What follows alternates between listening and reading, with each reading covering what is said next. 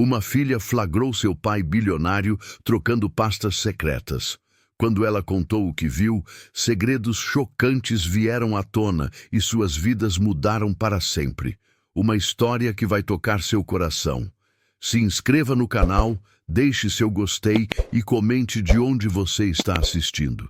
O sol matinal de terça-feira filtrava através das amplas janelas da cobertura no Jardim Europa, criando reflexos dourados sobre o piso de mármore italiano que Roberto Mendes havia importado especialmente para impressionar clientes em reuniões domiciliares. Aos 45 anos, o empresário do setor imobiliário carregava nos ombros largos o peso de um império construído tijolo por tijolo, contrato por contrato, desde que enviuvara há 3 anos. Seus cabelos grisalhos nas têmporas contrastavam com os olhos castanhos ainda jovens, mas que já haviam perdido parte do brilho desde a partida prematura de Helena, sua esposa, vítima de um câncer agressivo que a levou em apenas 6 meses. "Pai, a tia Clara já chegou!" gritou Mateus, de 10 anos, correndo descalço pelo corredor em direção à sala de estar. O menino, uma versão em miniatura do pai, com os mesmos olhos expressivos e o mesmo sorriso que costumava desarmar qualquer negociação difícil, parou bruscamente ao perceber que Roberto estava ao telefone no escritório. "Sim, Maurício, preciso desses documentos até quinta-feira. Não aceito mais atrasos no processo de aprovação do projeto da Zona Oeste. Estamos falando de 20 milhões em investimento." Roberto falava em tom firme ao celular, observando pela janela o movimento matinal da Rua Augusta através dos vidros blindados que havia mandado instalar depois que um concorrente começou a fazer ameaças veladas. Clara Santana, de 38 anos, apareceu silenciosamente na entrada do escritório, como sempre fazia nos últimos 2 anos em que trabalhava na casa.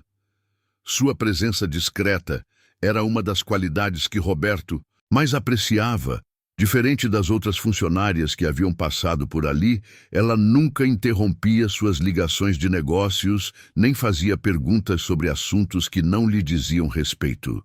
De estatura mediana, com cabelos castanhos sempre presos em um coque simples e roupas neutras que não chamavam atenção, Clara possuía um rosto sereno que escondia uma inteligência aguçada por trás dos olhos verdes. Suas mãos delicadas, que Roberto nunca havia reparado como eram bem cuidadas para uma doméstica, moviam-se com precisão enquanto organizava os papéis espalhados sobre a mesa de mogno. "Bom dia, Dr. Roberto. O café está pronto. Quer? O que sirva aqui ou na sala de jantar?" perguntou em voz baixa, aguardando que ele terminasse a ligação. Roberto acenou positivamente, indicando que ela deveria servir ali mesmo. Clara saiu discretamente e retornou minutos depois com uma bandeja de prata contendo uma xícara de porcelana, açúcar refinado e biscoitos caseiros que ela sempre preparava para Mateus, mas que Roberto havia começado a apreciar também.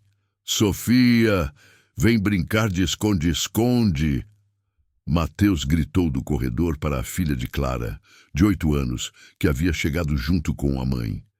Era terça-feira, dia em que Clara sempre trazia a menina, porque a escola onde estudava fazia parte do período pedagógico diferenciado. Sofia Santana era uma criança curiosa, com cachos dourados que contrastavam com os olhos verdes da mãe e uma vivacidade que contagiava toda a casa. Diferente de Mateus, que havia crescido entre brinquedos caros e tecnologia de ponta, Sofia demonstrava uma criatividade impressionante para transformar objetos simples em fontes de diversão. "Tá bom, mas você tem que contar até 30, respondeu Sofia, já correndo em direção ao fundo do apartamento. Roberto sorriu involuntariamente. A presença das duas havia trazido uma leveza para aquela casa que se tornara fria demais após a morte de Helena. Nos primeiros meses após o luto, ele chegara a considerar mudar-se para um lugar menor, mas Mateus havia implorado para ficarem, alegando que ali ainda sentia a presença da mãe.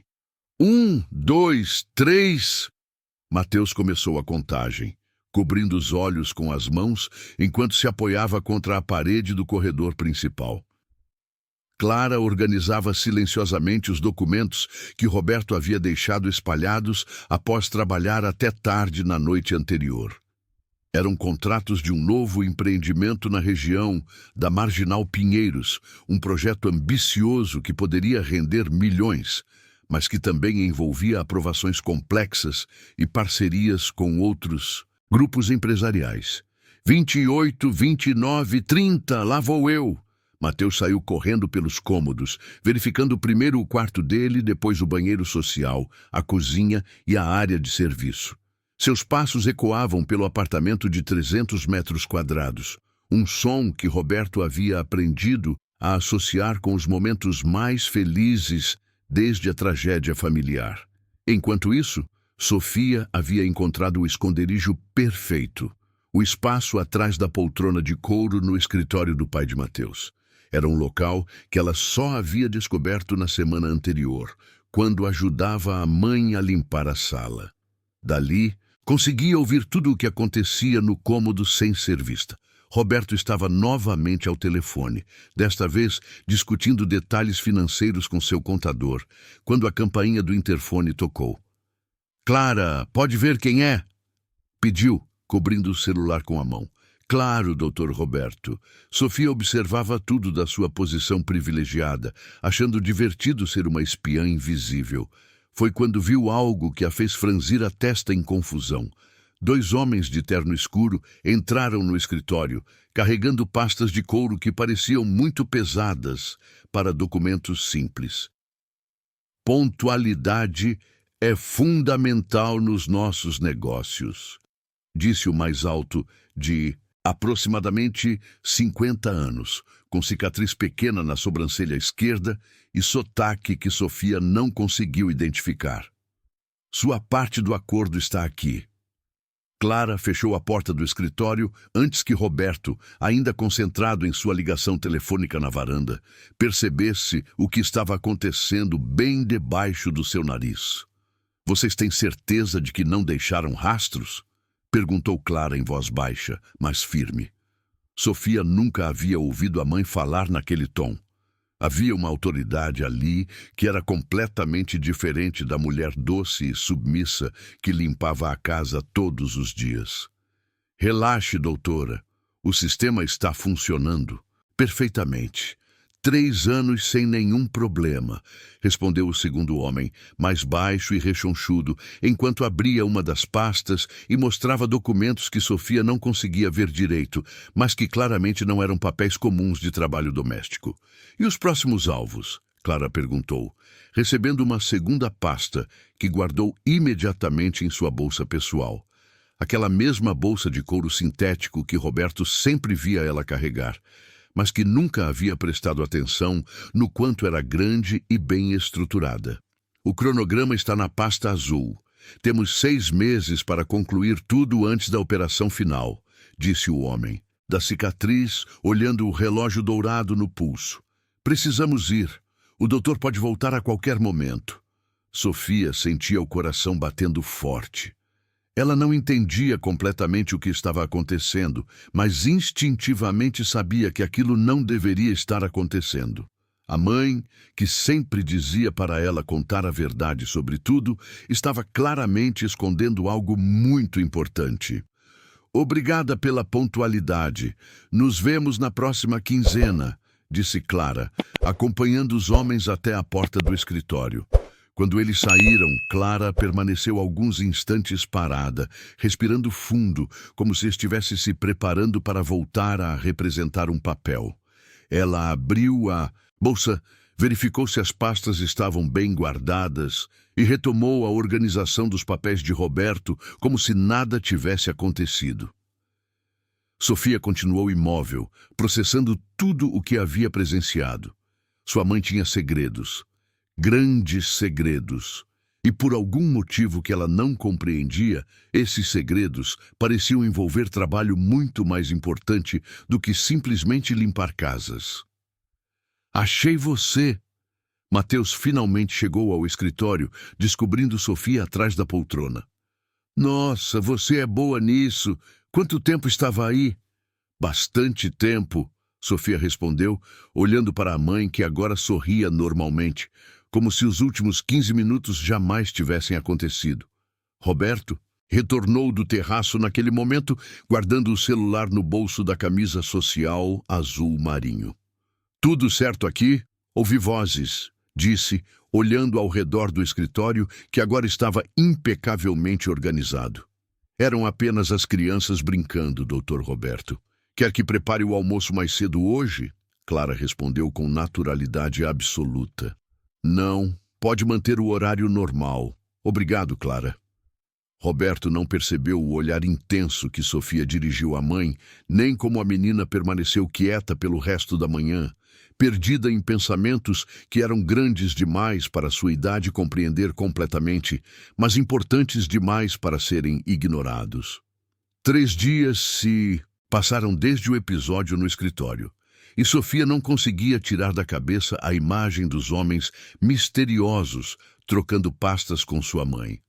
Durante o jantar de sexta-feira, em seu pequeno apartamento de 2 quartos no Capão Redondo, ela observava Clara preparar macarronada na cozinha apertada, procurando sinais de que a mulher que cozinhava para ela todas as noites era a mesma que falava com tanta autoridade sobre operações e cronogramas. Mãe, por que você nunca me conta sobre seu trabalho? Perguntou Sofia, mexendo o garfo no prato sem muito apetite. Clara pausou por um instante, a mão segurando-a, colher de madeira no ar. Como assim, querida? Você sabe que eu trabalho limpando casas, mas você nunca fala sobre as pessoas, sobre o que acontece lá. Sofia insistiu, testando o terreno desconhecido com a cautela de uma criança que sabia estar pisando em algo delicado. Não tem muito o que contar, limpo, organizo, preparo comida, é isso. Clara voltou a mexer o molho, mas Roberto Mendes havia treinado sua filha para observar detalhes. E Sofia notou como os ombros da mãe ficaram tensos. No sábado pela manhã, Roberto estava em seu escritório doméstico revisando contratos quando a campainha tocou. Eram 8h30 da manhã, muito cedo para visitas sociais ou entregas programadas. Pela tela do interfone, viu um homem de aproximadamente 40 anos, bem vestido, segurando uma pasta executiva. Dr. Mendes, sou Marcos Oliveira, investigador particular. O senhor solicitou meus serviços? A voz profissional ecoou pelo sistema de som. Roberto franziu a testa. Não havia solicitado serviços de investigação, mas algo o incomodava há dias. Uma sensação de que havia perdido algum detalhe importante, uma peça faltante em um quebra-cabeças que ele nem sabia estar montando. Deve haver algum engano. Não solicitei nenhuma investigação, respondeu pelo interfone. Senhor, recebi uma ligação anônima informando que o senhor precisava investigar discretamente uma funcionária doméstica. Se não foi o senhor, peço desculpas pelo inconveniente. Roberto sentiu um arrepio percorrer a espinha. Ligação anônima. Quem poderia ter interesse em que ele investigasse Clara? E por quê? Aguarde um momento, disse, liberando a entrada do edifício. Quando Marcos chegou ao apartamento, Roberto o recebeu na sala de estar. O investigador era um homem de aparência confiável, com cabelos escuros bem cortados e olhos atentos que pareciam catalogar cada detalhe do ambiente luxuoso. Dr. Mendes, sei que isso pode parecer estranho, mas em 20 anos de profissão, aprendi que ligações anônimas geralmente partem de pessoas que conhecem informações importantes, mas não podem se expor diretamente. Marcos explicou, sentando-se na poltrona de couro que Helena havia escolhido anos atrás. Alguém quer que o senhor descubra algo sobre sua funcionária. Clara trabalha aqui há 2 anos. Nunca tive problemas com ela. Roberto disse. Mas mesmo enquanto falava, sua mente começou a repassar pequenos detalhes que havia ignorado. A educação refinada dela, o vocabulário às vezes mais elaborado que o esperado, a forma como ela organizava seus documentos comerciais com uma eficiência que beirava o profissional. Senhor, tem informações básicas sobre ela? Documentos, referências anteriores? Roberto foi até o arquivo pessoal, onde guardava dados dos funcionários. Retirou uma pasta fina com o nome Clara Santana, escrito à mão. Aqui está tudo que tenho. RG, CPF, comprovante de residência e uma referência da família anterior onde trabalhou. Marcos examinou os documentos com atenção profissional. Dr. Mendes, posso fazer algumas verificações básicas sem custo. Se encontrar algo relevante, conversamos sobre os próximos passos. O que acha? Roberto hesitou. Investigar Clara parecia uma traição à confiança que ela havia depositado nele ao cuidar de seu filho com tanto carinho. Por outro lado, a responsabilidade de proteger Mateus superava qualquer consideração pessoal. Faça as verificações básicas, decidiu. Na segunda-feira, Clara chegou como sempre às 7 da manhã. Roberto observou-a com novos olhos enquanto ela preparava o café da manhã para Mateus. Havia algo em seus movimentos, uma precisão, uma economia gestual que ele nunca havia notado antes. Ela não desperdiçava tempo nem energia em tarefas desnecessárias, organizando a rotina doméstica com a eficiência de alguém acostumado a gerenciar múltiplas responsabilidades. Clara, você estudou até que série? Perguntou casualmente enquanto tomava café. Terminei o ensino médio, Dr. Roberto. Por quê? Pergunta. Curiosidade. Às vezes você usa palavras que, enfim, parecem de pessoa com mais estudo. Clara sorriu, mas Roberto captou um flash de algo. Alerta? Precaução? Em seus olhos antes que ela respondesse. Sempre gostei de ler. Pego livros na biblioteca pública do bairro. Naquela tarde, enquanto Clara limpava o banheiro da suíte, Roberto decidiu fazer algo que nunca havia feito: vasculhar discretamente a bolsa dela. Sentia-se como um invasor, mas a conversa com o investigador havia plantado sementes de dúvida que cresciam rapidamente. A bolsa estava na cozinha, sobre o balcão onde Clara sempre a deixava. Roberto abriu o zíper principal, esperando encontrar os itens comuns de qualquer mulher trabalhadora. Carteira, documentos, talvez alguns cosméticos baratos. O que encontrou o deixou perplexo. No fundo da bolsa, envoltos em um pano macio, estavam 3 livros: Direito Penal Brasileiro, de Rogério Greco, Processo Civil, de Fred Didier Jr. e Investigação Criminal, de um autor que Roberto não reconheceu. Os livros estavam claramente usados, com marcações em caneta e post-its coloridos marcando páginas específicas. Roberto sentiu as mãos tremerem ligeiramente. Uma faxineira estudando direito penal e investigação criminal?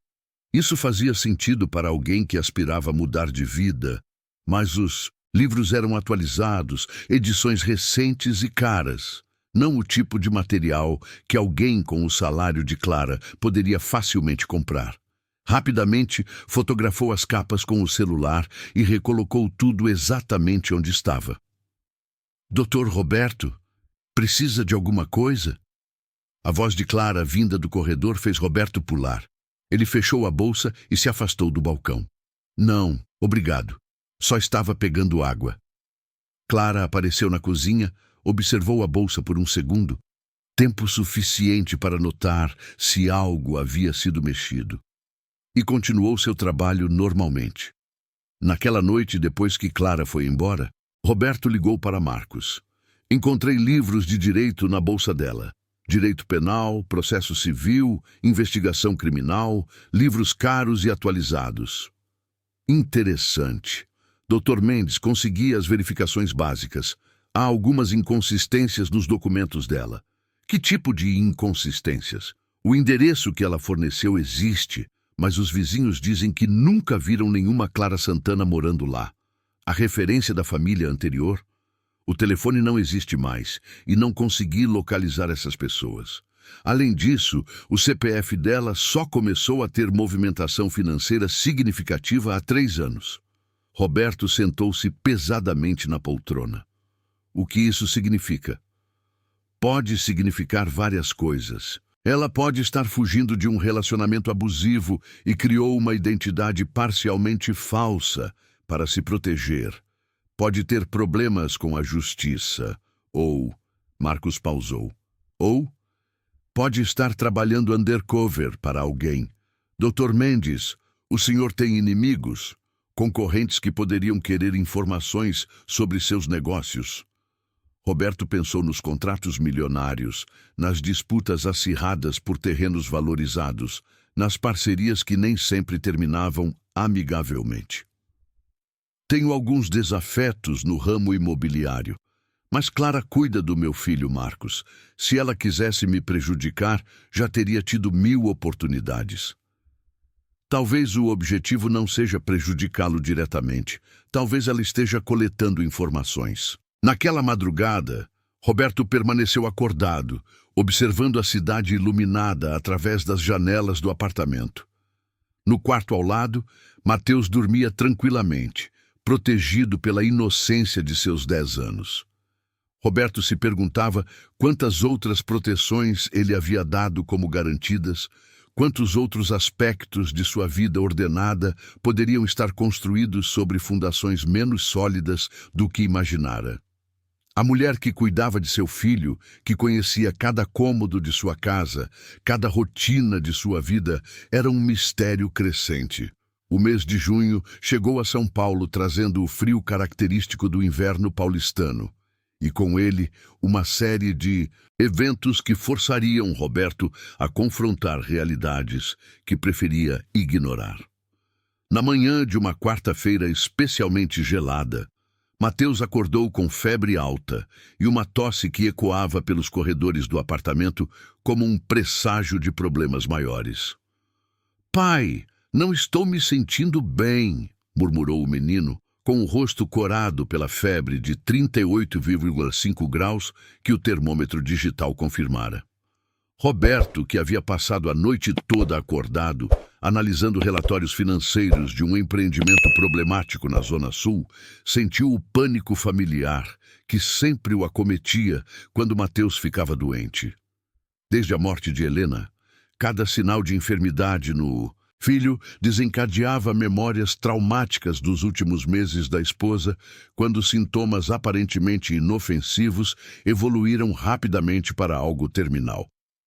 "Clara, pode vir aqui, por favor?", gritou, sua voz carregando uma urgência que ela reconheceu imediatamente. Clara apareceu na porta do quarto de Mateus em menos de 30 segundos, ainda segurando o pano de limpeza que usava para organizar a sala de estar. Sua expressão mudou instantaneamente quando viu a situação. "Há quanto tempo ele está assim?", perguntou, aproximando-se da cama com movimentos decididos que Roberto notou serem surpreendentemente profissionais. Acordou agora, mas ontem à noite já estava meio apático no jantar. Roberto respondeu, observando como Clara colocou a mão na testa de Mateus com um toque que demonstrava experiência em avaliar temperatura corporal sem termômetro. "Mateus, você está sentindo dor em algum lugar específico? Na garganta? Na barriga? No peito?" A sequência de perguntas que Clara fez era exatamente a mesma que qualquer médico seguiria numa consulta inicial. "Um pouco na garganta e no corpo todo", Mateus respondeu com voz rouca. Clara se levantou e foi até o banheiro da suíte, retornando com uma lanterna pequena que Roberto nem sabia que existia em sua casa. "Pode abrir a boca para eu dar uma olhadinha na garganta?", ela pediu com gentileza, mas usando a lanterna com a técnica precisa de um profissional de saúde. Roberto observou, fascinado e perturbado, como ela examinou as amígdalas de Mateus com conhecimento que ia muito além do que qualquer mãe comum possuiria. "Não está muito vermelho, mas há um pouco de inflamação. Vou preparar um chá de gengibre com mel e limão e acho que devemos monitorar a febre de 2 em 2 horas. Clara disse, dirigindo-se a Roberto com uma autoridade natural que momentaneamente o fez esquecer quem estava dando ordens para quem. Você acha que é grave? Roberto perguntou, percebendo como havia automaticamente transferido a responsabilidade da situação para ela. Parece ser uma gripe comum, mas com crianças sempre é melhor acompanhar de perto. Se a febre passar dos 39 graus, ou se ele começar a ter dificuldade para respirar, aí sim precisamos nos preocupar. Roberto ficou parado por um momento, processando não apenas as palavras dela, mas a forma como havia diagnosticado a situação. Clara falava como alguém que havia avaliado muitos quadros febris antes, usando terminologia médica com naturalidade. Clara, você já trabalhou na área da saúde? A pergunta saiu mais direta do que Roberto pretendia. Clara pausou, uma expressão de alerta cruzando rapidamente seu rosto antes de ser substituída por um sorriso que não alcançou seus olhos. Não profissionalmente. Mas quando se é mãe de uma menina de 8 anos, a gente aprende a lidar com essas situações, respondeu, mas Roberto captou a evasiva na resposta. Durante as horas seguintes, Roberto cancelou 2 reuniões importantes para ficar em casa, acompanhando o estado de Mateus. Clara assumiu completamente os cuidados com o menino, preparando não apenas o chá medicinal que prometera, mas também uma compressa fria para a febre e um xarope caseiro à base de própolis, que ela disse sempre ter em casa para Sofia. De onde você tirou própolis? Não me lembro de ter isso na cozinha. Roberto perguntou, observando-a misturar ingredientes com a precisão de um farmacêutico. Sempre carrego algumas coisas básicas na bolsa. Mães têm que estar preparadas, ela respondeu. Mas Roberto notou que a bolsa dela parecia conter suprimentos médicos bem mais sofisticados que o normal. Por volta das 3 da tarde, quando a febre de Mateus havia baixado para 37,2 graus, o telefone de Clara tocou. Ela olhou a tela, hesitou por um momento e atendeu afastando-se para o corredor. Roberto, que estava organizando papéis no escritório com a porta entreaberta, conseguiu ouvir fragmentos da conversa. Não posso falar agora, estou trabalhando, dizia Clara em voz baixa. Houve uma pausa longa, durante a qual a pessoa do outro lado claramente estava falando muito. Entendo a urgência, mas preciso manter a cobertura. Clara respondeu, e Roberto sentiu o coração acelerar. Cobertura? Que tipo de trabalho doméstico exigia manter uma cobertura? Os documentos estão seguros, ninguém suspeita de nada, continuou a conversa. Roberto se aproximou discretamente da porta, tentando ouvir mais. Dr. Ferguson disse que temos mais 2 semanas antes da fase final. Posso aguardar? A menção a um Dr. Ferguson fez Roberto franzir a testa. Clara nunca havia mencionado conhecer médicos, e o sobrenome não soava como brasileiro. A conversa se encerrou abruptamente quando Clara percebeu que Roberto estava se aproximando. Desculpe, Dr. Roberto. Era da escola da Sofia. Problemas com a matrícula para o próximo semestre. Ela explicou, guardando o telefone rapidamente. Escola particular? Roberto perguntou, fingindo desinteresse casual. Não, pública, mas tem toda essa burocracia para transferências de bairro. Naquela noite, depois que Clara foi embora e Mateus estava dormindo com a febre completamente controlada, Roberto ligou para Marcos. Preciso de mais informações sobre Clara. Hoje aconteceram várias coisas estranhas. Roberto relatou os conhecimentos médicos demonstrados por Clara, a conversa telefônica que havia escutado parcialmente e especialmente a menção ao tal Dr. Ferguson. Dr. Mendes conseguia algumas informações novas. A filha dela, Sofia, está matriculada no Colégio Santa Clara, na Vila Madalena. É uma escola particular que custa aproximadamente R$ 2.000 por mês. Roberto sentiu o estômago apertar. R$ 2.000? Com o salário que pago a ela, isso seria impossível. Exato. Ou ela tem outras fontes de renda, ou alguém está pagando a educação da menina. Além disso, verifiquei os registros de profissionais de saúde. Não existe nenhuma Clara Santana formada em medicina ou enfermagem nos últimos 15 anos em São Paulo. Mas ela claramente tem conhecimento médico. O que nos leva a duas possibilidades. Ou ela estudou medicina e não concluiu, ou... Marcos hesitou. Ou ela teve treinamento médico em contextos não convencionais. Forças Armadas, por exemplo. Ou trabalho undercover que exigisse conhecimentos básicos de primeiros socorros. Roberto passou a mão pelos cabelos, sentindo o peso da responsabilidade.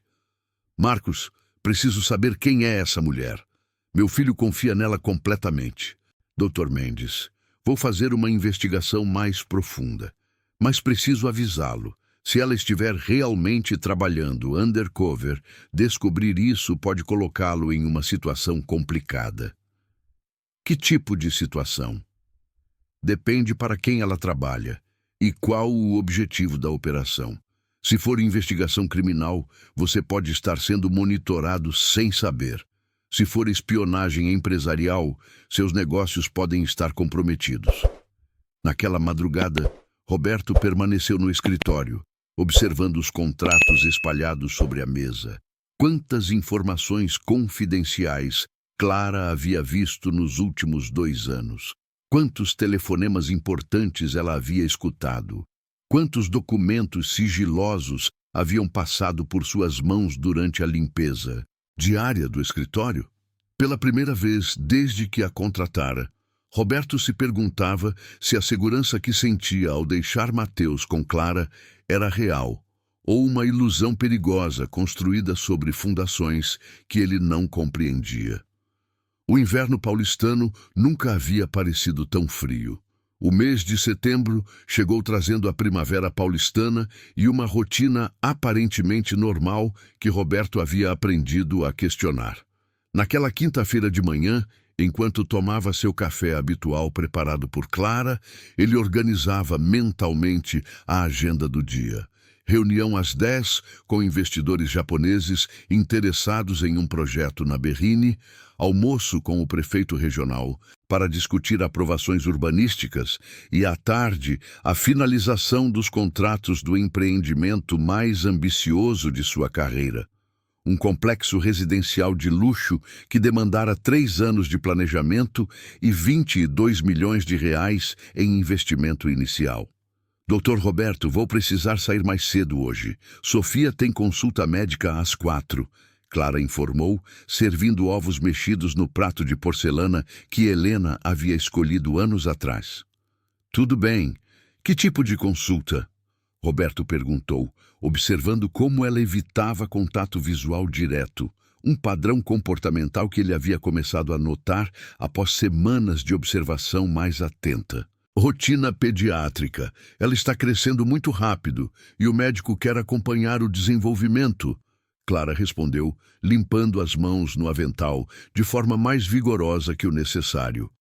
Roberto acenou, concordando, mas mentalmente anotou mais uma inconsistência.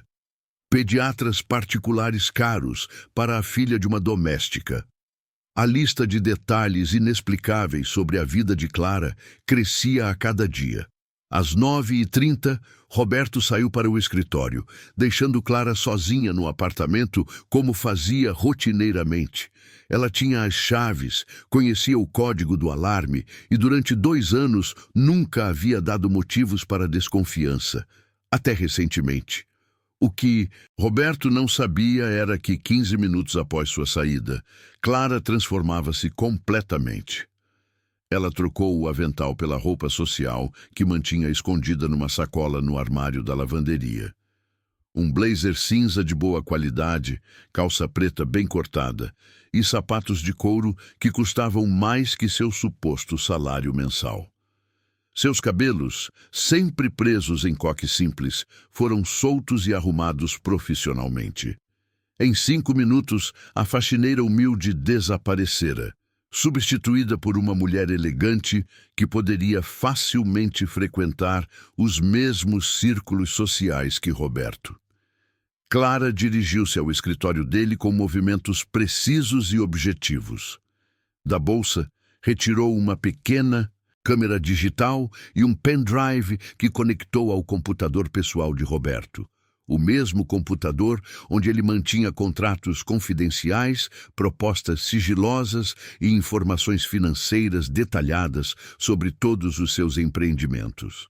Durante 40 minutos, Clara fotografou documentos, copiou arquivos digitais e examinou correspondências que Roberto mantinha numa pasta marcada como estritamente confidencial.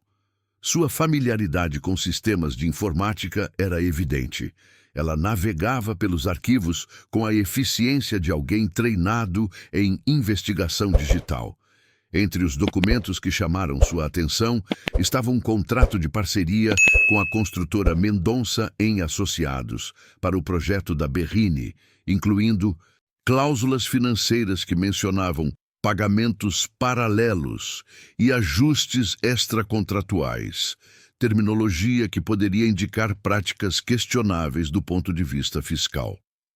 Clara fotografou especialmente os documentos relacionados às aprovações municipais, onde constavam valores pagos como consultorias urbanas, que eram significativamente superiores ao que seria normal para esse tipo de serviço.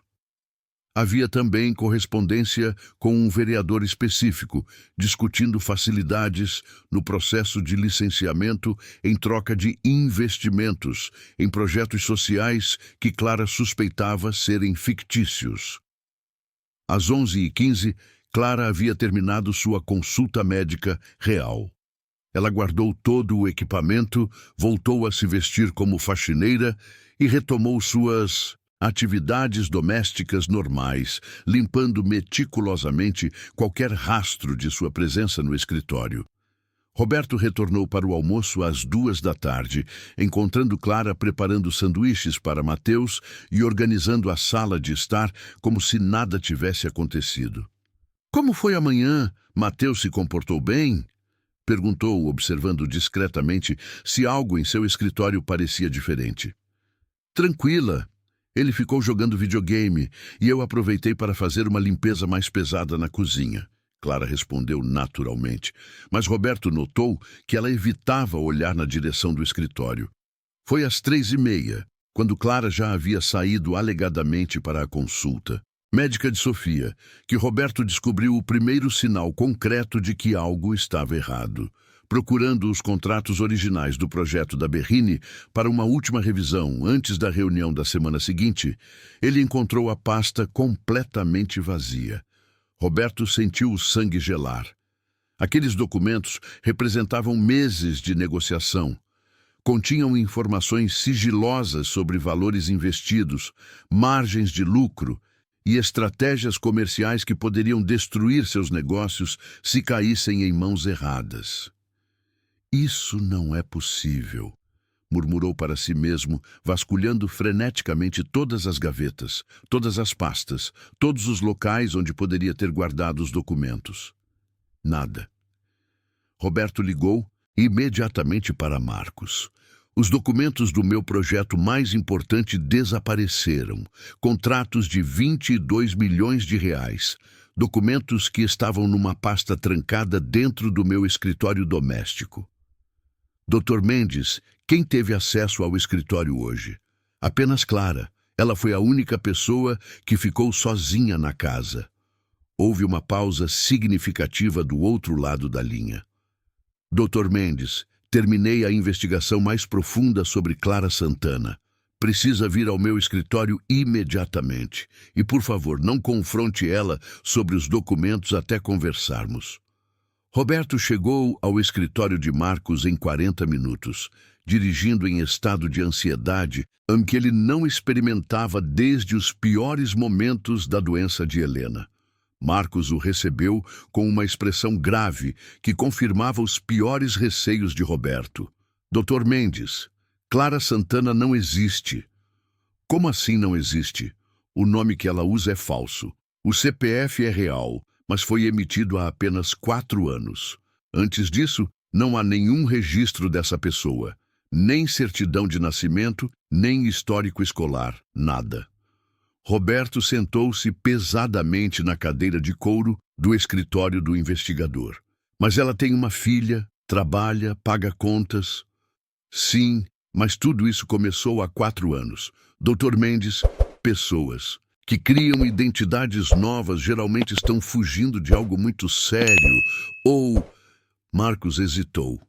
Ou trabalhando undercover para algum órgão oficial. Exato.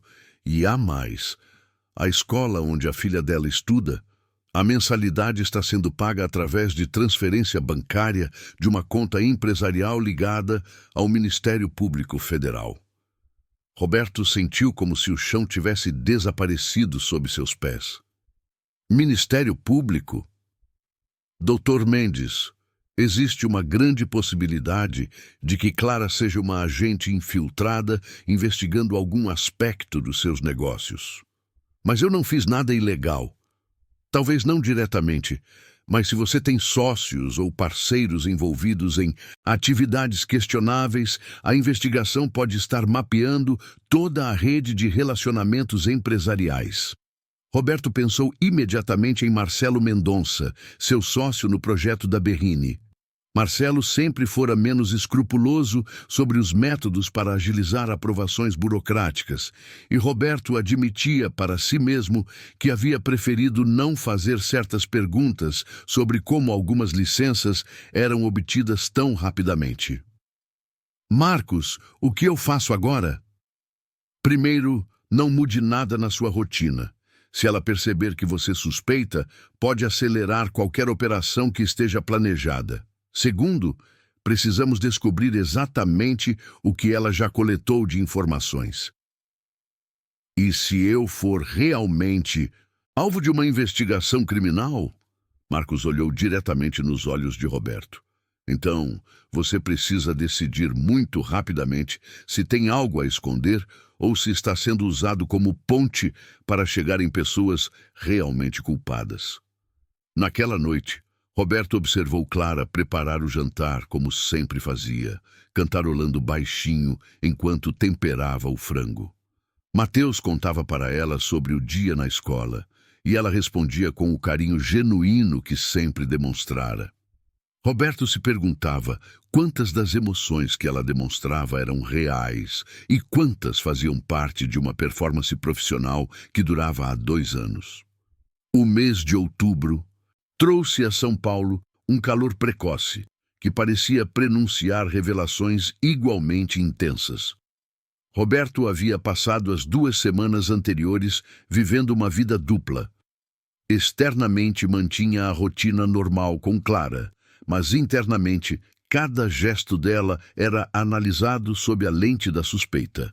Naquela manhã de segunda-feira, enquanto ela preparava o café com a mesma dedicação de sempre, ele observava como suas mãos se moviam com precisão quase cirúrgica. Um detalhe que agora assumia significados completamente diferentes. Dr. Roberto, o senhor está bem? Parece cansado, Clara comentou, servindo café na xícara de porcelana azul que ele preferia para começar. Os dias. Algumas preocupações com negócios. Nada demais. Roberto respondeu, estudando o rosto dela em busca de sinais de que ela sabia que ele sabia. Mas Clara mantinha a mesma expressão serena de sempre, aquele olhar genuinamente preocupado que ele havia aprendido a associar com cuidado maternal. Se quiser conversar sobre alguma coisa, eu sei escutar, ela ofereceu. E por um momento Roberto se perguntou se aquela oferta fazia parte de uma estratégia investigativa ou se brotava de um sentimento humano real. Às 9 da manhã, depois que Roberto saiu para uma reunião no centro da cidade, Clara seguiu sua nova rotina, transformação física, acesso ao escritório, coleta de informações. Mas hoje havia algo diferente. Ela havia recebido instruções específicas para procurar documentos relacionados a uma empresa específica. Mendonça, em Associados, e especialmente qualquer correspondência com o vereador Antônio Silveira. Foi durante essa busca que Clara encontrou uma pasta escondida atrás de outros arquivos, marcada apenas como AS 2024. Dentro dela, descobriu uma correspondência que mudou completamente sua percepção sobre Roberto Mendes. A primeira carta, datada de 6 meses atrás, era de Marcelo Mendonça para Roberto. Roberto, preciso que você assine os documentos em anexo. Sei que tem suas reservas sobre os ajustes necessários para agilizar as aprovações, mas é assim que o mercado funciona. O vereador Silveira garantiu que não haverá problemas, desde que mantenhamos nossa parte do acordo. A resposta de Roberto estava grampeada atrás da carta. Marcelo, não me sinto confortável com esses arranjos. Podemos explorar caminhos legais alternativos? Não quero comprometer a reputação da empresa, nem expor meu filho a problemas futuros. Clara continuou lendo, encontrando uma sequência de correspondências que revelava a relutância crescente de Roberto em participar de esquemas de corrupção e a pressão igualmente crescente de seus sócios para que ele cooperasse. A carta, mais recente de apenas 2 semanas atrás, era particularmente reveladora. Roberto, você está sendo ingênuo. Todos os grandes empreendimentos funcionam assim. Se não quer participar, posso encontrar outros sócios. Mas lembre-se, você já assinou alguns documentos. Sair agora pode ser complicado para você. Clara fotografou todo o material, mas pela primeira vez em meses de investigação, sentia-se desconfortável com sua missão. As evidências mostravam claramente que Roberto estava sendo coagido a participar de atividades ilegais, não as liderando. Era 12:00 quando Roberto retornou inesperadamente para casa.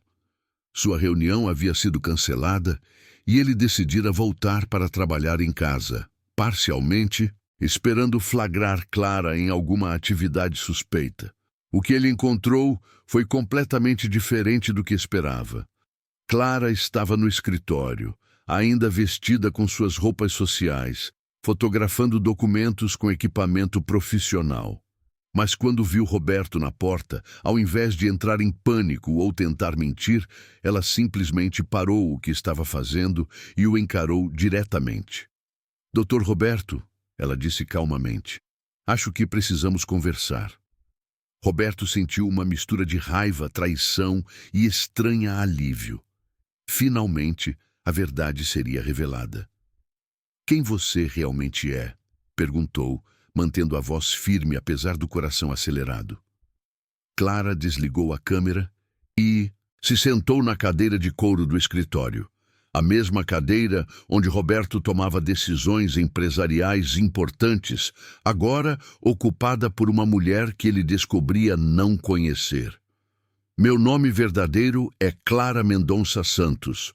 Sou promotora de justiça com especialização em crimes financeiros e corrupção, ela disse, removendo uma identificação oficial da bolsa. Estou liderando uma investigação sobre esquemas de corrupção no setor imobiliário paulistano. Roberto olhou a identificação, processando a informação. Promotora de justiça. Não apenas uma agente, mas uma representante de alto nível do sistema judiciário. Você está me investigando há 2 anos, ele disse, não como pergunta, mas como constatação amarga. Inicialmente, sim, você era considerado suspeito de liderar uma rede de corrupção envolvendo aprovações municipais e lavagem de dinheiro através de empreendimentos imobiliários. E agora? Clara hesitou, e Roberto percebeu que aquela hesitação era a primeira emoção genuinamente não profissional que ele via dela. Agora descobrimos que você é uma vítima, não um perpetrador. Marcelo Mendonça e o vereador Silveira estão usando sua empresa para legalizar dinheiro sujo, e você está sendo manipulado a participar através de chantagem e coerção. Roberto se sentou na outra cadeira, a que normalmente reservava para clientes. A inversão de papéis era simbolicamente apropriada. Por que você continuou trabalhando aqui depois de descobrir isso? porque precisamos de evidências contra os verdadeiros culpados e porque... Clara pausou novamente, essa vez claramente lutando com questões pessoais. Por quê? Porque em algum momento durante esses 2 anos eu comecei a me importar com você e com Mateus. De verdade. Roberto estudou o rosto dela, procurando sinais de manipulação, mas encontrando apenas uma vulnerabilidade que parecia dolorosamente honesta. Sofia é realmente sua filha? Sim. E tudo que você viu sobre meu relacionamento com ela é real, assim como meu carinho por Mateus. Seu ex-marido é delegado federal, coordenando a operação junto comigo. Não somos casados há 4 anos, mas mantivemos relação profissional próxima. Roberto passou as mãos pelos cabelos, tentando organizar emoções conflitantes. Clara, eu confiei em você. Deixei você cuidar do meu filho.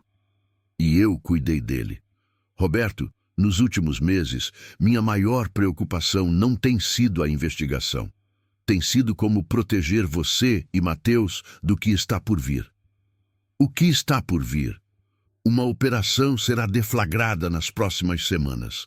Marcelo Mendonça, o vereador Silveira e pelo menos 12 outros empresários serão presos. Você pode ser indiciado como colaborador, mesmo sendo vítima. Roberto sentiu o mundo girando. Sua empresa, construída com anos de trabalho honesto, poderia ser destruída por associações que ele não havia escolhido conscientemente. O que você sugere que eu faça? Coopere com a investigação. Entregue todas as evidências que tem sobre a pressão que sofreu de Marcelo. Aceite testemunhar contra eles. E se eu fizer isso, o que acontece com minha empresa, com o futuro de Mateus? Clara se levantou e caminhou até a janela, olhando para a cidade onde havia passado 2 anos vivendo uma mentira para descobrir verdades dolorosas. Se você cooperar, provavelmente conseguiremos um acordo. Sua empresa pode sobreviver, Mateus estará protegido. E nós? Roberto perguntou, surpreendendo-se com a própria pergunta. Clara se virou para encará-lo e, desta vez, ele viu lágrimas em seus olhos. Roberto, eu me apaixonei por você, de verdade, mas não sei como uma relação pode funcionar quando começou com tantas mentiras.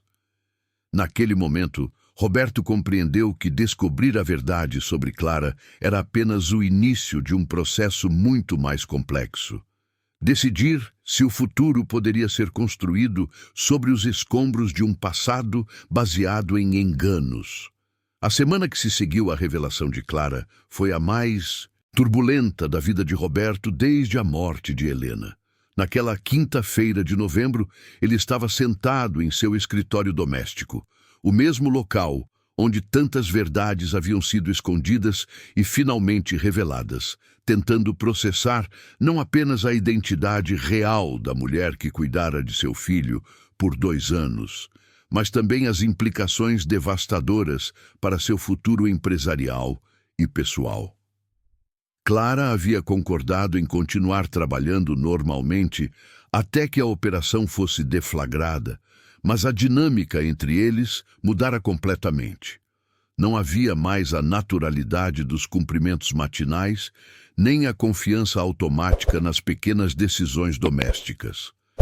Cada conversa era carregada de peso não dito, cada silêncio ecoava com perguntas sem resposta.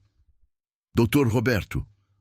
Clara entrou no escritório carregando uma xícara de café, mas sua postura era diferente, menos submissa, mais direta. Precisamos conversar sobre Mateus.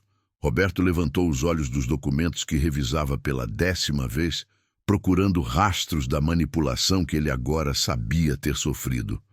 O que sobre ele? Ele percebeu que algo mudou entre nós.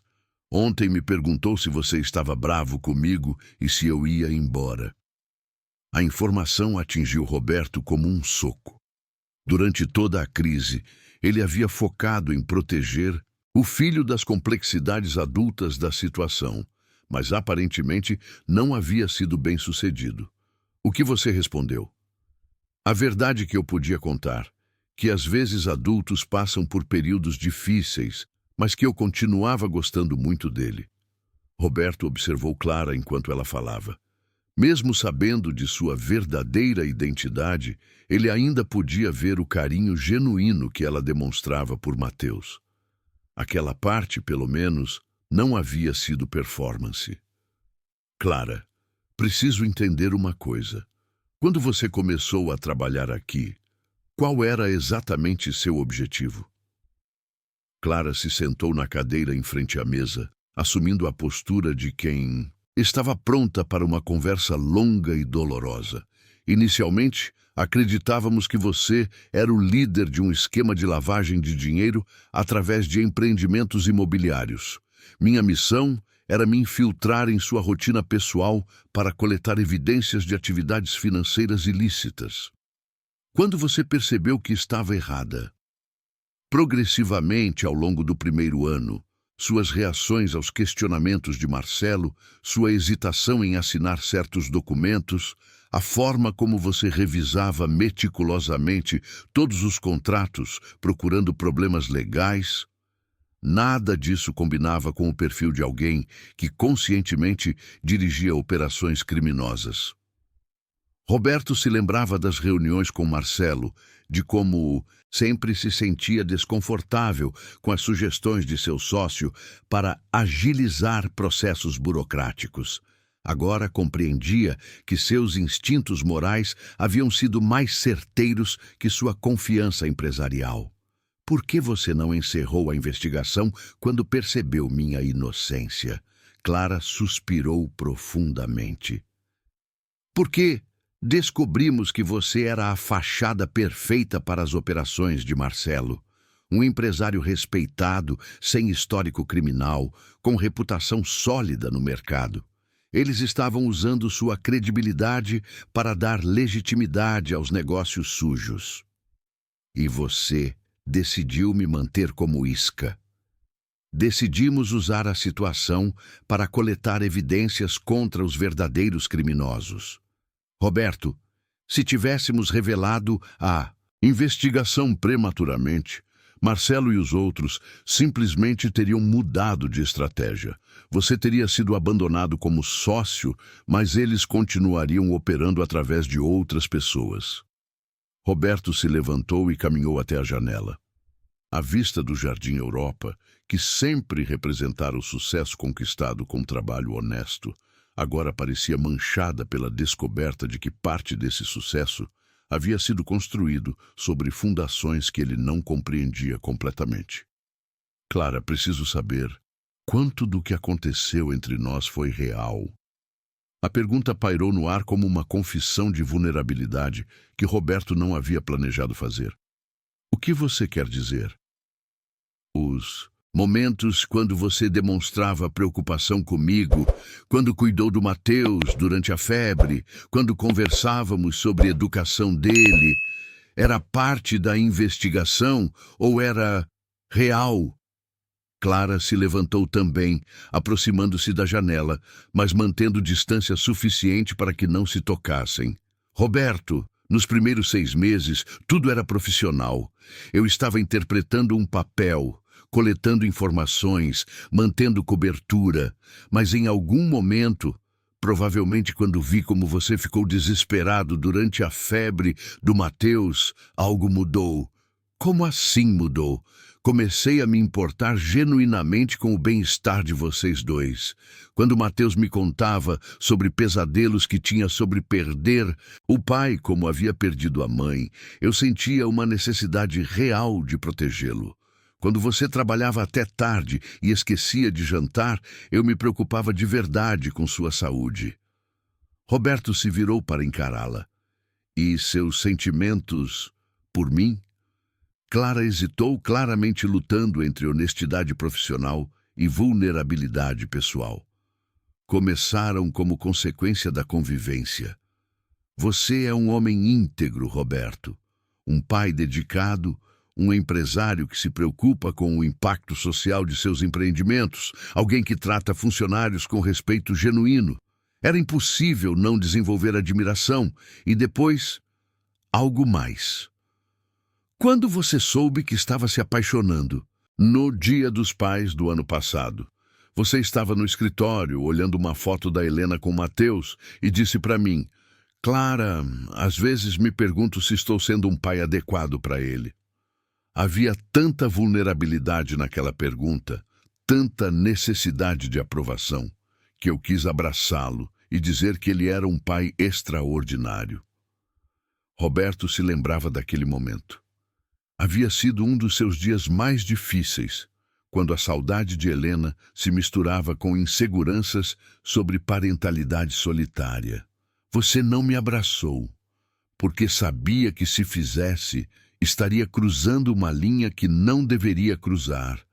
Eu estava ali como investigadora, não como uma mulher interessada em você.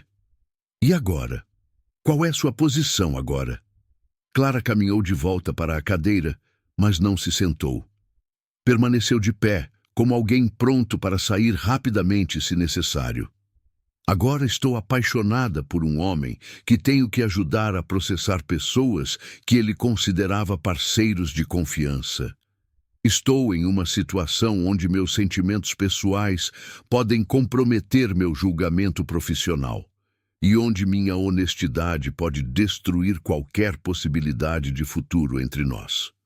Roberto absorveu as palavras, reconhecendo a complexidade desesperadora da situação. Clara, se você não fosse promotora, se tivéssemos nos conhecido em outras circunstâncias, você acha que poderíamos ter tido algo real? Roberto, o que sinto por você é real. As circunstâncias que nos juntaram foram artificiais, mas os sentimentos que desenvolvemos são genuínos. Naquele momento, pela primeira vez em uma semana, Roberto olhou para Clara não como a investigadora que havia invadido sua vida, mas como a mulher por quem havia começado a desenvolver sentimentos que preferia não examinar muito profundamente. O que fazemos agora? Agora você coopera com a investigação, eu garanto sua proteção legal. E depois, descobrimos se é possível construir algo verdadeiro sobre os escombros de tantas mentiras. Roberto percebeu que a resposta dele a essa proposta definiria não apenas seu futuro legal, mas também suas chances de encontrar novamente algo parecido com amor. A madrugada de 15 de dezembro chegou a São Paulo, com a umidade pesada que precede as tempestades de verão. Roberto havia dormido apenas 3 horas, despertando repetidamente com pesadelos onde homens de terno invadiam sua casa, levando Mateus embora. Eram 5 da manhã quando seu celular tocou com uma ligação de número desconhecido. Doutor Roberto, é a Clara. Preciso que mantenha a calma e escute atentamente. A voz dela soava diferente, mais firme, mais oficial, carregada da autoridade que ele agora sabia que ela sempre possuíra. O que está acontecendo? A operação será deflagrada hoje às 7 da manhã. Equipes da Polícia Federal executarão mandados de prisão contra Marcelo Mendonça, o vereador Silveira e outros 12 investigados. Você não será preso, mas sua empresa será alvo de busca e apreensão. Roberto sentou-se na cama, sentindo o mundo girar. Sabia que esse momento chegaria, mas a realidade concreta era muito mais assustadora que a expectativa. E Mateus, como protejo meu filho disso? Ele pode ficar na escola hoje. Não. Leve ele para casa até que eu dê autorização. A mídia vai tentar cobrir tudo e é melhor que ele esteja longe dos holofotes. Clara, você estará lá? Houve uma pausa longa. Sim, eu estarei coordenando a operação na sua empresa. Roberto, quando nos encontrarmos hoje, eu não serei mais a Clara que você conhece. Serei a promotora Santos e preciso que você me trate como tal, pelo menos na frente dos outros agentes. Roberto compreendeu. A mulher por quem havia se apaixonado desapareceria oficialmente naquele dia, substituída pela autoridade legal que sempre existira por trás da fachada doméstica. Às 7h15 da manhã, Roberto estava no escritório da MRM Empreendimentos Imobiliários, no 32º andar de um prédio comercial na Faria Lima, quando ouviu o elevador abrindo e vozes múltiplas se aproximando. Seu coração acelerou quando reconheceu uma delas. Dr. Roberto Mendes, uma voz masculina desconhecida, perguntou ao entrar na recepção. Sou eu, delegado federal Fernando Santos. Temos um mandado de busca e apreensão para estas instalações. Roberto olhou para o homem de aproximadamente 40 anos, cabelos grisalhos, porte atlético e olhos que demonstravam a mesma inteligência aguçada que ele havia aprendido a reconhecer em Clara. O ex-marido dela. Dr. Mendes, uma voz feminina familiar ecoou atrás do delegado, e Roberto se virou para ver Clara entrando no escritório. Ela usava um tailleur azul marinho impecável, cabelos presos em coque rigoroso, postura ereta que irradiava autoridade absoluta. Esta era a promotora Clara Mendonça Santos, uma mulher que Roberto reconhecia apenas parcialmente como a pessoa que havia preparado o café para ele durante 2 anos. Promotora Santos, Roberto respondeu formalmente, notando como ela evitava contato visual prolongado. Dr. Mendes, o senhor está ciente dos motivos desta operação? Estou ciente de que minha empresa foi usada, sem meu conhecimento, para atividades que eu não aprovava. Clara acenou para 2 agentes que começaram a examinar arquivos e computadores. Dr. Mendes, preciso que o senhor nos acompanhe para depor como testemunha colaboradora. Seus advogados podem estar presentes. Durante as 3 horas seguintes, Roberto forneceu depoimento detalhado sobre suas interações com Marcelo Mendonça, sobre as pressões que sofrera para participar de esquemas que considerava questionáveis e sobre os documentos que comprovavam sua relutância em cooperar com atividades ilegais. Clara conduziu o interrogatório com profissionalismo absoluto, fazendo perguntas que Roberto sabia serem necessárias para sua proteção legal, mas que soavam friamente distantes, considerando a intimidade que haviam desenvolvido. Dr. Mendes, em algum momento, o senhor suspeitou que documentos estavam sendo fotografados ou copiados em sua residência? Clara perguntou, e Roberto compreendeu que ela estava criando no registro oficial uma versão dos fatos que o protegeria de acusações de cumplicidade. Não, promotora, confiava completamente na pessoa responsável pela limpeza e organização dos documentos. E essa pessoa teve acesso irrestrito aos seus arquivos pessoais? Roberto olhou diretamente nos olhos de Clara pela primeira vez naquela manhã. Sim, confiança total. Por volta das 3 da tarde, a operação estava concluída. Marcelo Mendonça havia sido preso em flagrante tentando destruir documentos em seu escritório. O vereador Silveira fora encontrado em sua casa com mais de R$200 mil em dinheiro vivo. Outros empresários haviam sido presos em diferentes pontos da cidade. Clara finalmente ficou sozinha com Roberto na sala de reuniões da Polícia Federal. Acabou, ela disse, removendo o blazer e revelando uma expressão de exaustão que contradizia sua aparência profissional impecável. E agora? Agora você está livre de qualquer acusação.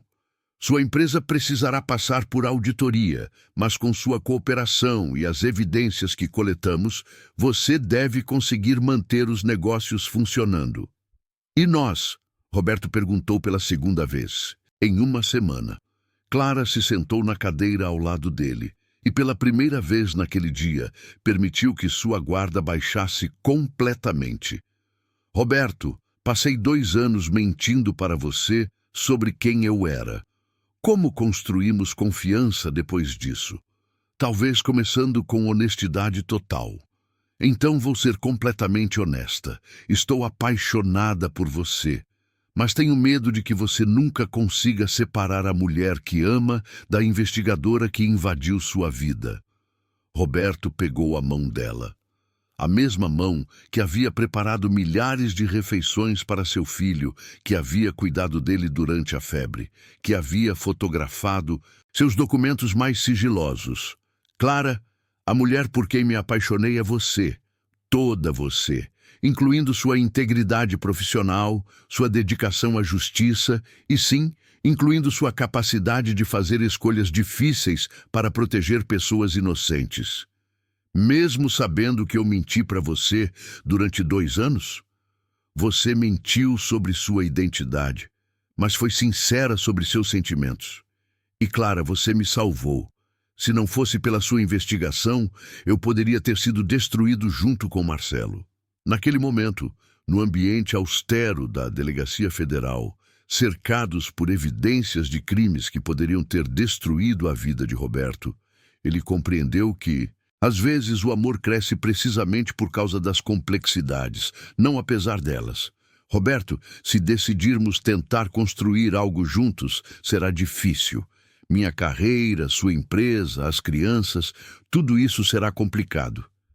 Mas possível? Clara sorriu. O primeiro sorriso genuíno que ele via dela naquele dia. Possível. Janeiro de 2025 chegou ao Brasil trazendo não apenas o calor intenso do verão paulistano, mas também a exposição midiática que Roberto havia temido desde o início da investigação. Naquela segunda-feira, 20 de janeiro, ele acordou com seu telefone tocando incessantemente. Eram jornalistas, investidores preocupados, clientes questionando a idoneidade de seus empreendimentos e curiosos querendo detalhes sobre o caso do empresário e a promotora infiltrada. A manchete do maior jornal econômico do país estampava: empresário do Jardim Europa mantém relacionamento com promotora que o investigou. A foto, tirada por paparazzi na saída do prédio da Polícia Federal, mostrava Roberto e Clara caminhando juntos, suas mãos entrelaçadas, em um momento de vulnerabilidade que agora estava exposto para julgamento público. Pai, por que tem gente falando da gente na televisão? Mateus perguntou durante o café da manhã, seus 10 anos incapazes de compreender por que sua vida familiar havia se tornado assunto de interesse nacional. Roberto olhou para a televisão da cozinha, onde um programa matinal discutia conflitos de interesse em investigações criminais, usando seu relacionamento com Clara como exemplo. Desligou imediatamente o aparelho. É complicado, filho. Às vezes, adultos fazem coisas que outras pessoas não entendem completamente. A tia Clara fez alguma coisa errada?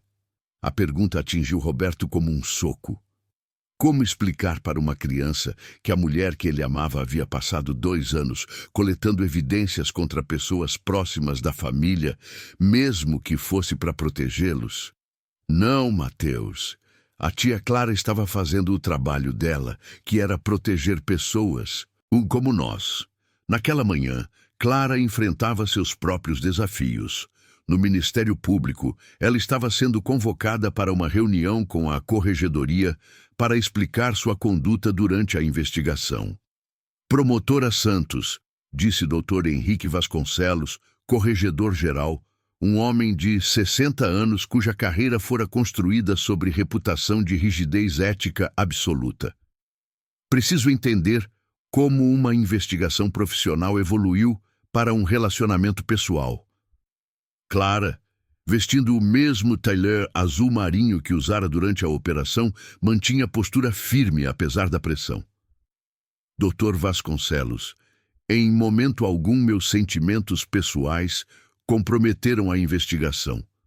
Todas as evidências coletadas foram obtidas dentro da legalidade e o resultado foi a prisão dos verdadeiros criminosos.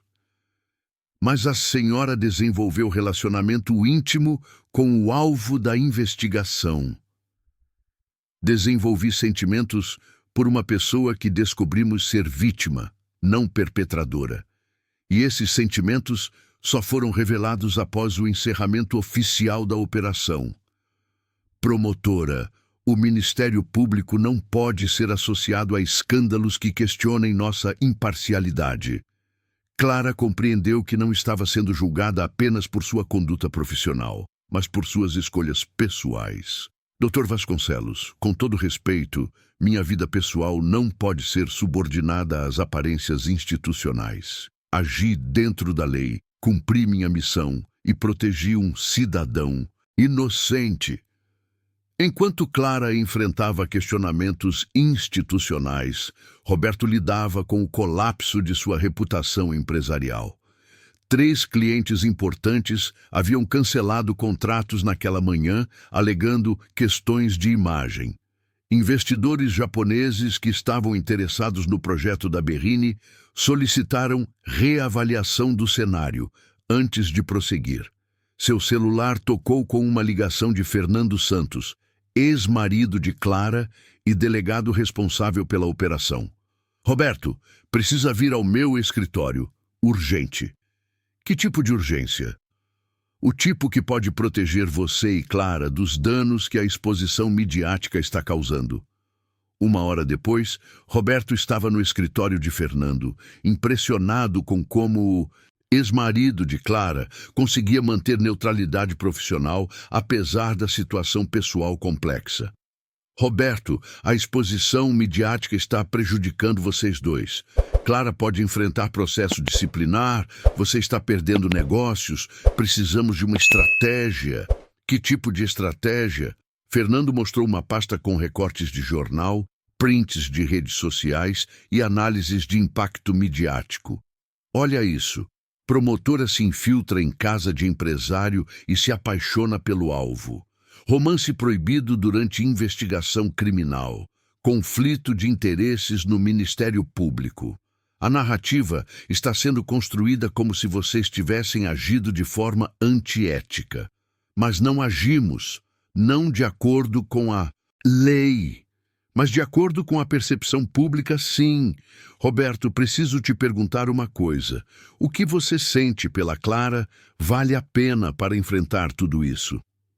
A pergunta ecoou no silêncio do escritório.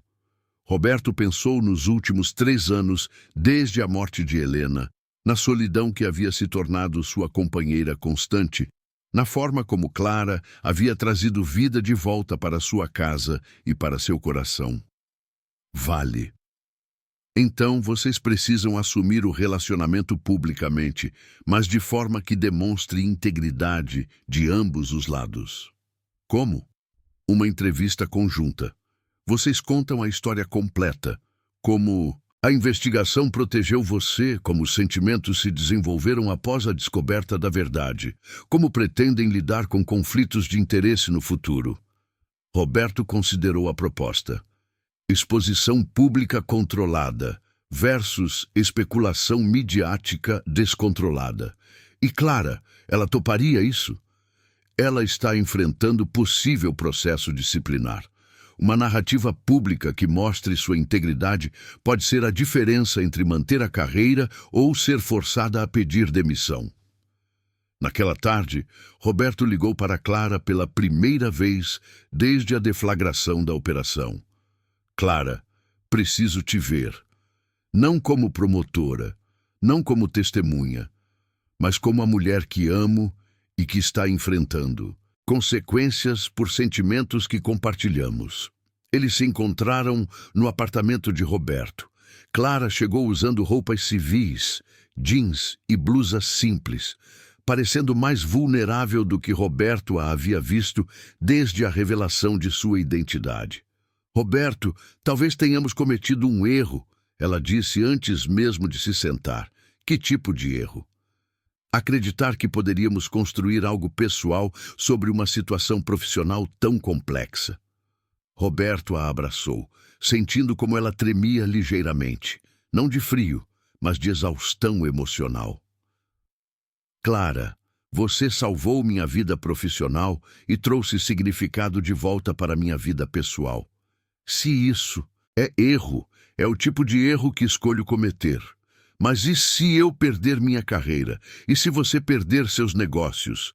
E se expusermos nossas crianças a escrutínio público que elas não merecem? Roberto segurou o rosto dela entre as mãos. Então, Enfrentaremos tudo isso juntos. Clara, você me ensinou que às vezes a escolha certa não é a mais fácil, mas é a que nos permite dormir em paz. Naquela noite, eles tomaram a decisão que definiria não apenas o futuro do relacionamento, mas também suas respectivas carreiras. Enfrentar a exposição pública de frente, apostando que a verdade seria mais forte que as especulações. Fevereiro chegou a São Paulo com as chuvas torrenciais características do final do verão, e Roberto observava as gotas escorrendo pelas janelas blindadas de seu apartamento enquanto aguardava a chegada de Clara para a conversa que definiria o futuro de ambos.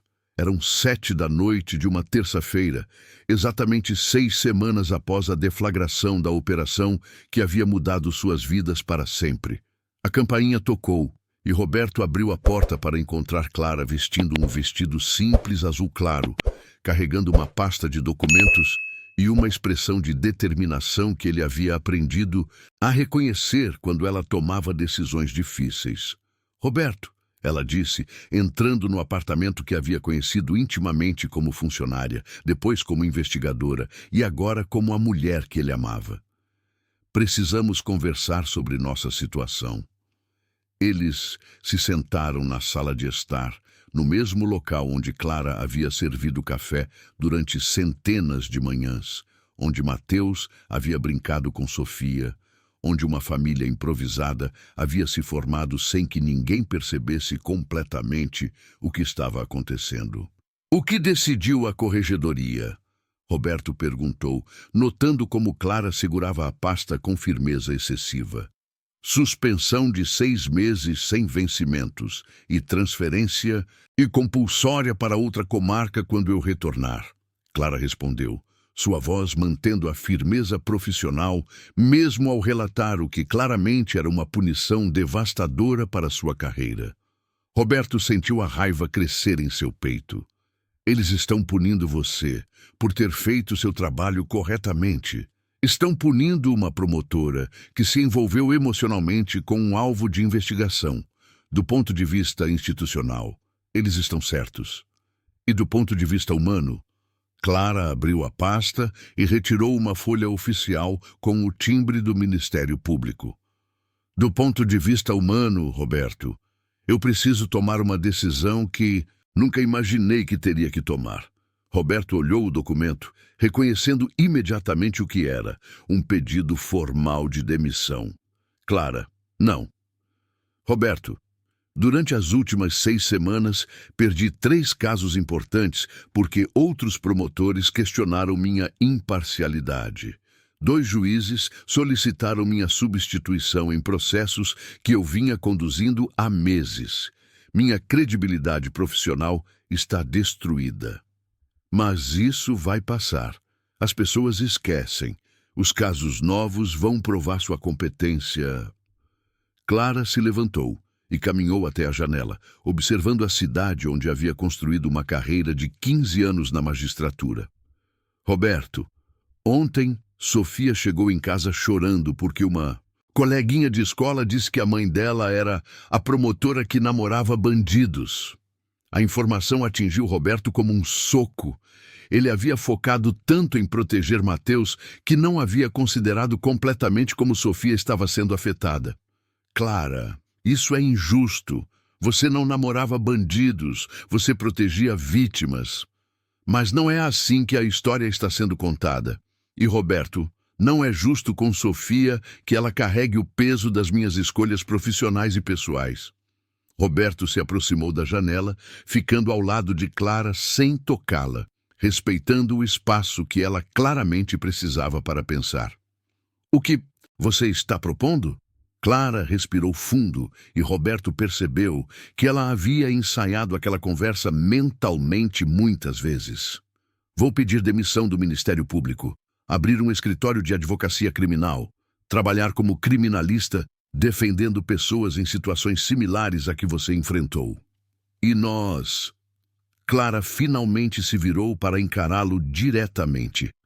"Roberto, nos últimos 2 meses, descobri que construir um relacionamento sobre a base de tanto trauma é mais difícil do que imaginei." Roberto sentiu o coração acelerar, reconhecendo o tom que Clara usava quando estava prestes a tomar decisões irreversíveis. Você está terminando comigo? Estou dizendo que talvez precisemos de tempo e distância para descobrir se o que sentimos é amor real ou consequência emocional de uma situação extrema. Roberto se sentou na poltrona onde Helena costumava ler para Mateus, o mesmo local onde Clara havia observado tantas vezes a dinâmica familiar que se propusera a investigar. Clara, o que você quer dizer com tempo e distância? Quero dizer que vou me mudar com Sofia para Campinas, onde minha irmã mora. Vou abrir escritório lá, reconstruir minha vida profissional longe de todo esse escrutínio midiático. E depois? Depois, se daqui a um ano ainda sentirmos que temos algo real, podemos tentar novamente. Sem pressão externa, sem trauma recente, sem as complicações de uma investigação criminal. Roberto processou a proposta, compreendendo a lógica dela, mas resistindo emocionalmente à ideia de separação. Clara, e se um ano de distância nos fizer perceber que foi tudo circunstancial? E se perdermos o que temos de real, tentando descobrir se é real? Clara se aproximou dele, ajoelhando-se ao lado da poltrona e pegando suas mãos. Roberto, nos últimos 2 meses, toda vez que você me olha, eu vejo questões. Você se pergunta se determinado gesto meu é genuíno ou calculado, se determinada opinião é minha ou da investigadora que fui. E eu me pergunto se seus sentimentos por mim são reais ou gratidão por ter sido protegido. Roberto reconheceu a verdade dolorosa nas palavras dela. E você acha que um ano vai resolver isso? Acho que um ano nos dará perspectiva. E se depois desse tempo ainda quisermos estar juntos, será porque escolhemos conscientemente, não porque fomos empurrados pelas circunstâncias. Naquela noite, depois que Clara foi embora, levando suas últimas coisas pessoais do apartamento, Roberto explicou para Mateus que tia Clara precisava se mudar para outra cidade por causa do trabalho. Mas ela vai voltar? Mateus perguntou, e Roberto percebeu que não sabia responder. Espero que sim, filho, espero que sim. 3 dias depois, Roberto estava no aeroporto de Congonhas, observando Clara e Sofia embarcarem para Campinas. No momento da despedida, Clara o abraçou longamente. Roberto, se isso for real, vai resistir ao tempo. Se não for, é melhor descobrirmos agora. E se eu disser que tenho certeza de que é real? Então, prove para mim daqui a um ano. Roberto observou o avião decolar, carregando a mulher que havia transformado sua vida de forma que ele jamais imaginara possível. Pela primeira vez em meses, ele estava completamente sozinho com suas escolhas e suas consequências. A jornada que havia começado com uma criança brincando de esconde-esconde e descobrindo segredos adultos, agora continuaria com 2 adultos tentando descobrir se o amor poderia sobreviver à verdade. Fevereiro de 2026 chegou a São Paulo, trazendo o mesmo calor úmido do ano anterior. Mas Roberto Mendes era um homem completamente diferente daquele que havia descoberto a verdadeira identidade de Clara 12 meses atrás.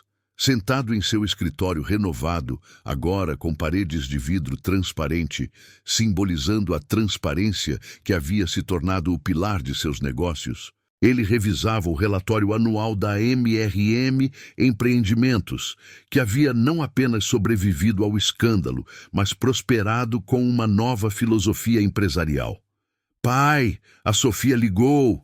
Mateus gritou do corredor, correndo com o telefone nas mãos e um sorriso que Roberto não via há muito tempo. Aos 11 anos, o menino havia crescido visivelmente durante aquele ano desafiador, desenvolvendo uma maturidade emocional que às vezes surpreendia o próprio pai. Roberto sentiu o coração acelerar.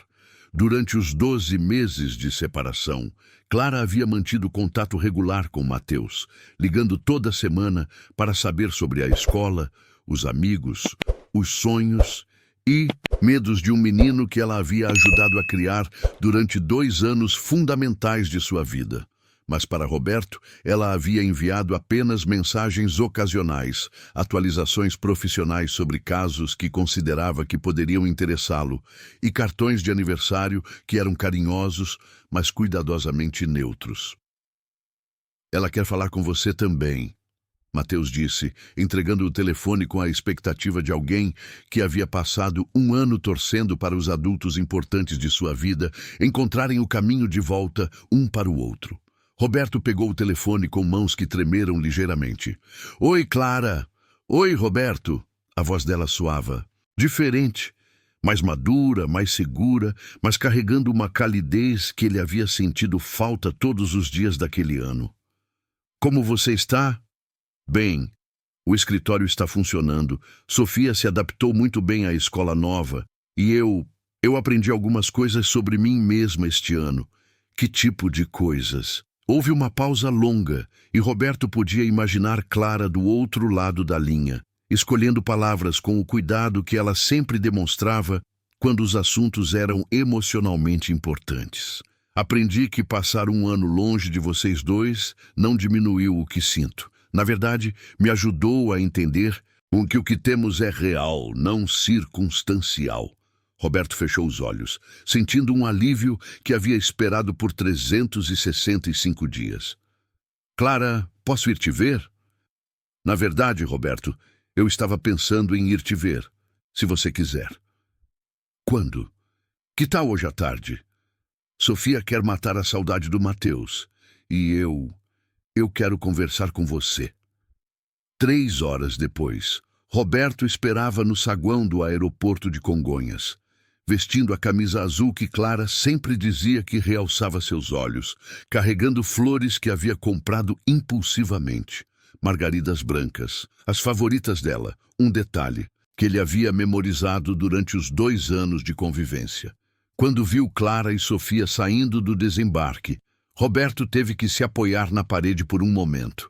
Clara estava diferente, mais elegante, mais confiante, usando um vestido verde que ele nunca havia visto, mas que destacava seus olhos de forma deslumbrante. Seus cabelos estavam mais longos e ela se movia com uma naturalidade que Roberto reconheceu como a de alguém que havia feito as pazes consigo mesma. Sofia correu na direção dele antes que Clara pudesse dizer qualquer coisa. Tio Roberto, senti tanta saudade! A menina gritou, jogando-se em seus braços com a espontaneidade de uma criança de 9 anos que não havia perdido o carinho por alguém importante, apesar da separação. Roberto abraçou Sofia, sentindo como ela havia crescido durante aquele ano, mas notando que seu sorriso continuava o mesmo, aquela mistura de inteligência precoce e doçura genuína que havia conquistado seu coração desde o primeiro dia. Sofia, você está enorme e muito bonita, Roberto disse, genuinamente emocionado por reencontrar a menina que havia se tornado praticamente uma filha durante os 2 anos que Clara trabalhara em sua casa. Clara se aproximou mais devagar, observando a interação entre Roberto e sua filha com uma expressão que misturava carinho, nostalgia e uma pitada de nervosismo. Oi, Roberto, ela disse quando chegou perto o suficiente para que ele pudesse sentir o perfume que ela usava. Diferente do anterior, mais sofisticado, mas que lhe caía perfeitamente. Oi, Clara, Roberto respondeu, estendendo as flores. Bem-vinda de volta. Ela aceitou as margaridas com um sorriso que iluminou completamente seu rosto. Você lembrou? Lembrei de tudo. Durante o trajeto para o apartamento, Sofia e Mateus conversavam animadamente no banco de trás do carro, atualizando-se sobre o último ano de suas vidas, com a facilidade de crianças que mantêm amizades verdadeiras apesar da distância. Roberto e Clara permaneceram relativamente em silêncio, mas era um silêncio confortável, carregado de expectativa positiva em vez da tensão que havia marcado seus últimos encontros. Roberto, Clara disse quando pararam no semáforo da Avenida Paulista, preciso te contar sobre o escritório. Como está funcionando? Melhor do que imaginei. Tenho 15 casos ativos, 3 assistentes e uma reputação sólida defendendo pessoas que foram injustamente acusadas de crimes financeiros. Roberto sorriu. Você encontrou sua vocação. Eu encontrei uma forma de usar minha experiência como promotora para ajudar pessoas na situação em que você estava. É satisfatório de uma forma que eu não esperava. Quando chegaram ao apartamento, as crianças imediatamente correram para o quarto de Mateus para examinar os novos videogames e brinquedos que ele havia acumulado durante o ano. Roberto e Clara ficaram sozinhos na sala de estar, o mesmo espaço onde haviam compartilhado o café matinal, revelações devastadoras e a decisão de se separarem temporariamente. Roberto, este lugar está diferente. Clara observou, notando as mudanças na decoração, as fotos novas nas paredes, a sensação geral de renovação que permeava o ambiente. Eu mudei muita coisa. Queria que refletisse quem me tornei este ano e quem você se tornou. Roberto se sentou na poltrona onde Helena costumava ler, onde Clara havia observado sua família, onde ele havia tomado algumas das decisões mais importantes de sua vida. Alguém que aprendeu que transparência não é apenas uma estratégia empresarial, mas uma forma de viver. Alguém que descobriu que é possível construir negócios lucrativos sem comprometer princípios éticos. E alguém que passou 365 dias descobrindo que amar você não foi consequência de circunstâncias traumáticas, mas escolha consciente. Clara se sentou no sofá, mantendo distância suficiente para que pudessem conversar confortavelmente, mas perto o suficiente para que Roberto pudesse ver as pequenas mudanças em seu rosto que indicavam crescimento e autodescoberta. Roberto, eu também aprendi coisas importantes este ano. Como o quê? Aprendi que construir uma carreira do zero, depois dos 40, é assustador, mas libertador. Aprendi que Sofia é mais resiliente do que eu imaginava e que ela nunca parou de perguntar quando íamos visitar o tio Roberto e o Mateus. E aprendi que você está certo sobre nossos sentimentos serem escolha, não circunstância. Roberto sentiu esperança crescendo em seu peito. Clara, este ano foi o mais longo da minha vida. Para mim também. Roberto, você quer tentar de novo? Quero, mas desta vez sem segredos, sem investigações, sem pressões externas. Apenas nós dois, sendo honestos sobre quem somos e o que queremos. Clara se levantou e caminhou até a janela, olhando para a cidade onde haviam se conhecido sob circunstâncias que nenhum dos dois poderia ter previsto. Roberto, se ficarmos juntos, será complicado. Minha carreira, sua empresa, nossas crianças, todos os desafios práticos continuam existindo. Mas agora sabemos como enfrentá-los. Clara se virou para encará-lo, e Roberto viu nos olhos dela a mesma determinação que havia reconhecido no primeiro dia em que descobrira sua verdadeira identidade. Roberto Mendes, você quer se casar comigo? A pergunta surgiu de forma tão direta e inesperada que Roberto precisou de alguns segundos para processar o que havia escutado. Você está me pedindo em casamento? Estou, porque passei um ano inteiro descobrindo que quero construir uma vida com você. Uma vida real, baseada em escolhas conscientes e amor verdadeiro. Roberto se levantou, caminhou até Clara e a beijou pela primeira vez desde que ela havia partido para Campinas. Clara Santos, sim, quero me casar com você. Do quarto de Mateus veio o som de risadas e conversas animadas. Sofia e Mateus celebrando o reencontro com a espontaneidade da infância. Na sala de estar, dois adultos que haviam descoberto o amor através de circunstâncias impossíveis finalmente encontravam o caminho para construir um futuro possível. 2 anos depois de uma criança descobrir segredos adultos, brincando de esconde-esconde, 2 famílias finalmente pararam de se esconder e escolheram se encontrar.